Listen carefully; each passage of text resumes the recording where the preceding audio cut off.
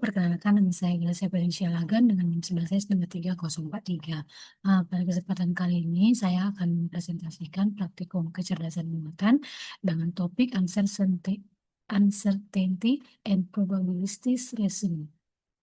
Nah, di sini ada tujuannya itu adalah menyelesaikan memahami konsep dasar Bayesian network atau jaringan bias, membangun model Bayesian network menggunakan library PJMPY di Python, mendefinisikan conditional probability distribution atau CPD berdasarkan data atau pengetahuan pakar, lalu melakukan inferensi atau penalaran untuk menjawab pertanyaan probabilistik, misalnya diagnostik atau prediktif.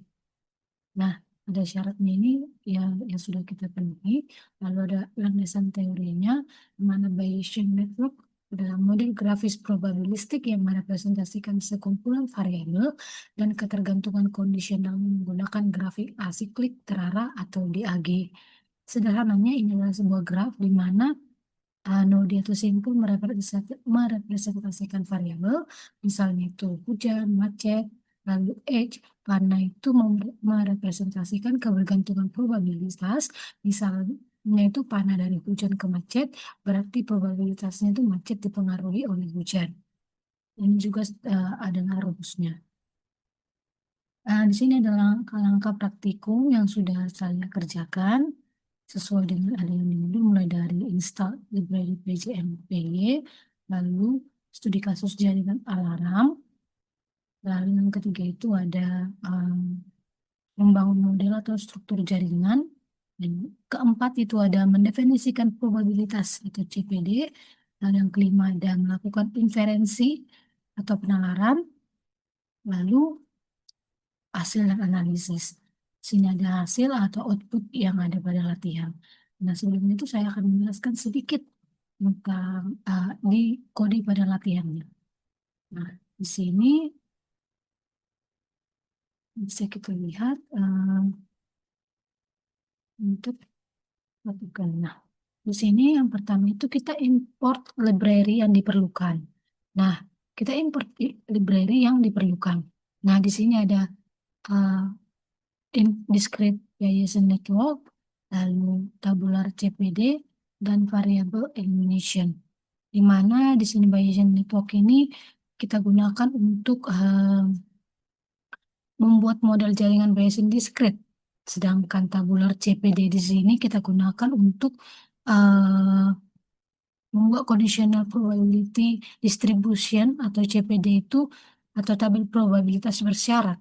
Lalu di sini ada variable elimination. Di sini algoritma inferensi untuk menghitung probabilitas posterior berdasarkan evidensi atau berdasarkan bukti yang ada. Lalu kita definisikan struktur jaringannya. Di sini ada variabelnya itu burglary, earthquake, alarm, John calls, Mary calls. Lalu kita panggil nanti itu kita dicetak apakah struktur jaringan berhasil dibuat. Di mana pada model alarm ini di sini kode ini mendefinisikan arah hubungan antar variabel itu. Burglary dan earthquake ini mempengaruhi alarm. Alarm ini mempengaruhi si John calls dan si alarm ini juga mempengaruhi oleh Mary calls. Lalu kita definisikan kondisionalnya itu atau CPDS-nya itu kita gunakan 0 sebagai false dan 1 untuk true. Nah, di sini ada CPD tabular CPD di sini artinya itu probabilitas dasar atau probabilitas dasar perampokan hanya 0,1% atau bisa dikatakan itu adalah jarang. Lalu probabilitas dasar genap hanya 0,2%. Lalu di sini ada not parent, yaitu di tabular ini di sini CPD menunjukkan probabilitas alarm berbunyi itu A sama dengan 1 berdasarkan kombinasi dari burglary atau earthquake. Lalu jadi alarm lebih mungkin berbunyi karena perampokan 94%. Di sini ada 94%. Nah, dibandingkan dengan gempa yang 29%, tetapi paling tinggi jika keduanya terjadi 95%. Lalu di sini ada untuk John Calls. Di sini jika alarm tidak berbunyi, John Calls hanya salah telepon yaitu 5%. Jika alarm berbunyi, John kemungkinan mengenalpon sebesar 90%. Lalu untuk Mary, jika alarm tidak berbunyi, Mary hanya salah nelpon 1%. Jika alarm berbunyi, Mary menelpon dengan peluang 70%. Perbedaan angka ini menggambarkan bahwa John lebih sensitif terhadap alarm daripada Mary. Lalu kita bandingkan CPD ke model. Menggunakan model alarm at CPDS ini menghubungkan semua CPD ke dalam model jaringan. Oke, lanjut kita verifikasi modelnya itu. Di sini kita pastikan bahwa semua node sudah memiliki CPD dan setiap tabel probabilitas pilot, yaitu jumlah probabilitasnya itu sama dengan 1. Lalu di sini ada terjadi inferensi, di sini inferensi di mana memanggil algoritma variable elimination, yaitu metode untuk menghitung probabilitas suatu variabel berdasarkan evidensi tertentu. Lalu di sini ada Q1 dan Q2. Di sini menghasilkan di Q1 itu P alarm sama dengan 1, berapa kemungkinan alarm aktif secara umum. Sedangkan di Q2 itu kita ingin tahu seberapa besar kemungkinan perampokan terjadi jika John itu menelepon polisi, yang menandakan bahwa alarm berbunyi. Lalu yang C itu, ketiga itu, jika kedua tetangga menelepon, kemungkinan alarm berbunyi sangat tinggi. Jika contohnya John dan Mary tadi sama-sama membunyikan bahwa alarm, maka kemungkinan alarm berbunyi sangat tinggi sehingga keyakinan bahwa terjadi perampokan juga meningkat. Lalu di sini ada probabilitas gempa jika John dan Mary menelpon. Ini menghitung P eh, gempa itu John sama dengan 1, Mary sama dengan 1. Dikurang peluang terjadinya. Ini merupakan peluang terjadinya gempa berdasarkan reaksi kedua tetangga.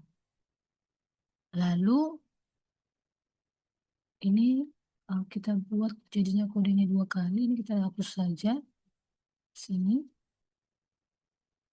Hapus saja untuk bagian ini. Lalu kita run kode tersebut.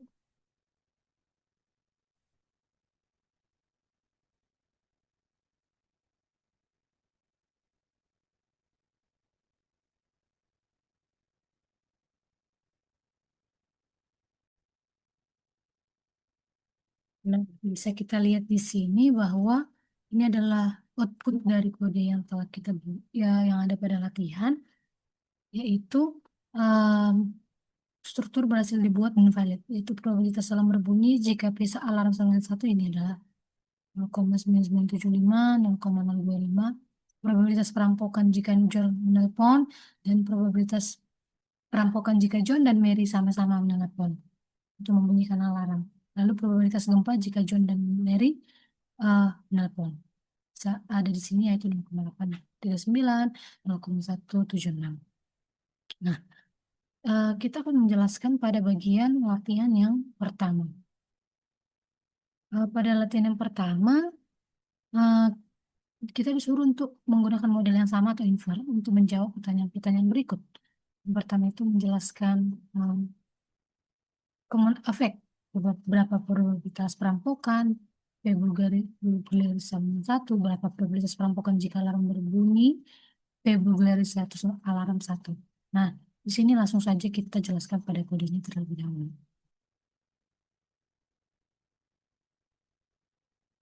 Nah, pada latihan 1 ini, sama seperti sebelumnya kita import dulu PJ MPY yang diperlukan.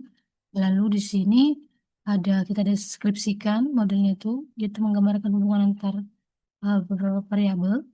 Di sini ada burglary alarm, earthquake. Oke. Lalu di sini kita definisikan CPD-nya. Di sini kita menggunakan model alarm discrete bias. Model alarm discrete bias karena apa? Eh, di sini kita membentuk arah hubungan atau etc. node, yaitu Bulgari itu alarm. Perampokan dapat menyebabkan alarm berbunyi, sedangkan gempa atau juga dapat menyebabkan alarm berbunyi. Lalu di sini kita definisikan CPD-nya. Peluang perampokan Bulgari 1 hanya sama dengan hanya 0,01. Nah, dan sisanya itu 99,9% tidak terjadi. Peluang gempa itu 0,02. Sisanya 98% tadi adalah tidak terjadi. Lalu di sini ada CPDA. Di sini kita menjelaskan probabilitas alarm berbunyi. A sama dengan 1 berdasarkan kombinasi Bulgari dan gempa. Saat tidak ada perampokan, saat tidak ada perampokan, eh, dan gempa, alarm hampir pasti tidak berbunyi, maka peluangnya itu 0,01. Saat hanya perampokan, peluang alarm berbunyi tinggi 0,94. Lalu saat hanya gempa, peluang alarm berbunyi menengah yaitu 0,29. Saat dua-duanya terjadi, peluang alarm berbunyi sangat tinggi yaitu 0,95. Lalu di sini ada proses infer juga, di mana setelah di sini kita menggunakan algoritma itu variable elimination. Kemudian dari 3 query ini adalah infer query, di sini ada di sini artinya probabilitas dasar perampokan tanpa bukti. Sedangkan di sini probabilitas perampokan jika alarm berbunyi. Di sini probabilitas perampokan jika alarm berbunyi dan diketahui ada gempa. Lalu di sini akan kita print hasilnya. Oke, kita akan langsung untuk bagian ini. Latihan yang pertama.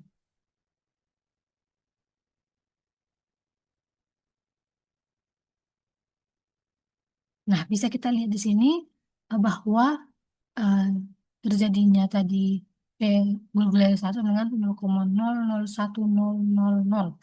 Sedangkan tadi jika hmm, alarm berbunyi, keyakinan terhadap perampokan naik menjadi 37%, 0,37. Lalu namun jika juga diketahui ada gempa, eh, probabilitas perampokan turun drastis ke 0,3. Ini menunjukkan fenomena explaining away. Nah, artinya penyebab alternatif mengurangi keyakinan pada penyebab lain. Analisisnya adalah tanpa bukti perampokan jarang 0,1. Jika alarm berbunyi, probabilitas naik drastis 37%. Jika juga terjadi gempa, probabilitas turun 0,3 karena efek explaining away. Oke, untuk analisisnya ini pada model alarm network terdapat 3 variabel utama yaitu probability, gempa, alarm yang saling berhubungan dalam pola common effect. Berdasarkan hasil inferensi diperoleh bahwa probabilitas dasar terjadinya perampokan tanpa adanya bukti adalah P Bulgari sama dengan 1 atau 0,01. Namun ketika diketahui bahwa alarm berbunyi, probabilitas terjadinya perampokan meningkat saja menjadi 0,70 0,3735 atau sekitar 37,35%. Lalu jika ditambahkan informasi bahwa gempa juga terjadi, maka probabilitasnya itu justru menurun drastis menjadi 0,0327 atau 0,327%. Ini disebut explaining away, di mana ada penyebab lain atau gempa dapat menjelaskan bunyi alarm tanpa perlu melibatkan perampokan. Dengan kata lain, meskipun alarm berbunyi, keberadaan gempa sebagai penyebab alternatif mengurangi keyakinan bahwa alarm berbunyi karena perampokan. Kesimpulannya, mengetahui penyebab tambahan dapat mengubah interpretasi terhadap suatu bukti. Inilah salah satu karakteristik penting dalam penalaran probabilistik dalam jaringan Bayes. Ini kita akan menjelaskan adalah kode yang kedua tadi. Akan langsung ke kode yang kedua, latihan yang kedua. Nah, sama seperti sebelumnya kita buat dulu, kita definisikan dulu HPG MP-nya, modelnya itu. Lalu di sini ada struktur jaringan. Di sini kita eh di mana model sprinkler ini menjelaskan bagaimana kondisi cuaca mengaruhi kemungkinan sprinkler atau penyiram rumput dan rain atau hujan yang pada akhirnya menentukan apakah get grass, rumput basah atau tidak, wet grass, wet grass. Lalu di sini adalah hubungan atau variabel atau hubungan variabelnya itu. eh, Lalu kita buatkan di sini mendefinisikan arah hubungan antar variabel dalam jaringan bias. Lalu sama seperti sebelumnya kita definisikan CPD-nya. Di sini jika mendung, sprinkler jarang menyala atau 0,1. Tapi jika cerah, sprinkler sering menyala atau 0,5. Lalu jika mendung kemungkinan hujan tinggi 0,8. Jika tidak mendung hanya 0,2. Lalu di sini tabel menyatakan peluang rumput basah berdasarkan kombinasi sprinkler dan rain. Jika keduanya mati, rumput kering. Jika salah satu aktif, peluang basahnya itu 0,9.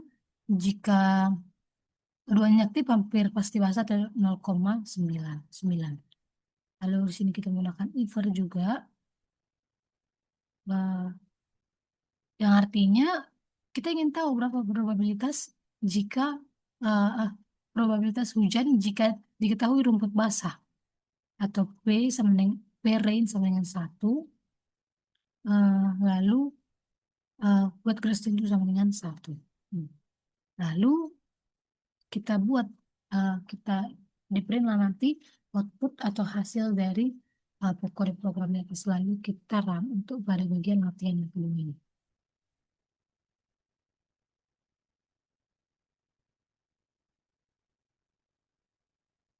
Nah, bisa kita lihat di sini eh, hasil dari sprinkler dan wet grass. Di sini jika P rain sama dengan 1 dan wet grass-nya sama dengan 1, maka probabilitasnya itu adalah 0,707928. Di mana jika rumput basah, kemungkinan hujan sekitar 0,71 atau 71%. Artinya hujan lebih sering terjadi penyebab rumput basah artinya hujan lebih sering jadi penyebab rumput basah daripada sprinkler. Kita lakukan analisis.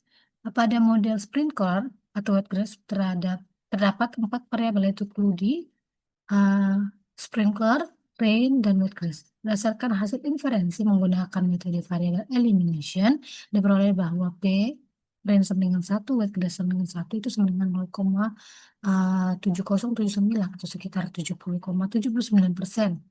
Yang artinya jika diketahui bahwa rumput dalam keadaan basah, maka kemungkinan besar penyebabnya adalah hujan. Hal ini menunjukkan bahwa hujan merupakan penyebab utama dari kondisi rumput basah, meskipun sprinkler juga dapat menjadi penyebab alternatifnya. Karena terdapat dua kemungkinan penyebab yang sama-sama relevan. Probabilitas hujan tidak mencapai 100%. Jika nantinya terdapat bukti tambahan, seperti diketahui sprinkler menyala, maka keyakinan terhadap hujan akan menurun karena sudah ada penjelasan lain atau logika yang lain. Ini adalah uh, kode yang telah kita buat tadi. Lalu melalui praktikum ini bisa kita simpulkan model alarm network berhasil dibuat menggunakan discrete Bayesian network dan menunjukkan hubungan antara perampokan, gempa, dan alarm secara logis.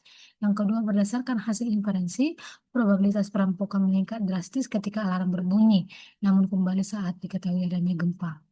Adapun yang ketiga, model sprinkler atau wet grass juga berhasil dibangun sesuai struktur yang ditentukan dengan 4 variabel utama yaitu Cludy, sprinkler, rain, dan wet grass. Secara keseluruhan, kedua model memperlihatkan kemampuan Bayesian network dalam memodelkan hubungan sebab akibat dan memperbaharui keyakinan berdasarkan bukti baru. Hal ini menunjukkan kekuatan pendekatan probabilistik dalam pengambilan keputusan berbasis ketidakpastian. Sekiranya demikian yang bisa saya sampaikan. Apabila ada kesalahan kata, saya mohon maaf. Akhir kata saya ucapkan terima kasih.